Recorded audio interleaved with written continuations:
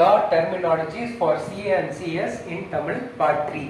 So இன்னைக்கு நம்ம என்ன கற்றுக்க போறோம்னா ஆஃபரார் அப்படின்ற இந்த வேர்டுக்கு மீனிங் என்னன்னு கற்றுக்க போறோம்.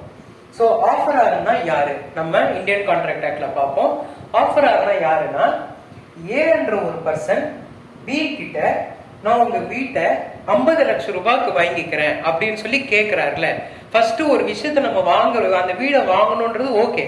பட் அந்த வீடை வாங்குறதுக்கு முன்னாடி ஃபர்ஸ்ட் அந்த பர்சன் கிட்ட நம்ம போய் கேட்கணும். என்னன்னு கேட்போம், சார் இந்த வீட்டை விற்பீங்களா, இந்த வீட்டை விற்கிறீங்களா, உங்களுக்கு விற்க விருப்பம் இருக்கா, அதுதான் offer.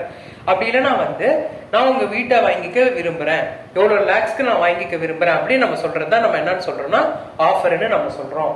So offer is nothing but when ஒரு பர்சன் இன்னொரு பர்சன் கிட்ட போய் நான் ஒரு ஆக்டை பண்ண விரும்புறேன், நான் உங்க வீடை வாங்கணும்னு நினைக்கிறேன், இல்லை என் காரை நான் விற்கணும்னு நினைக்கிறேன், என் பைக்கை விற்கணும்னு நினைக்கிறேன், இதை தான் நம்ம ஆஃபர் சொல்றோம். I hope you guys understood. Thank you.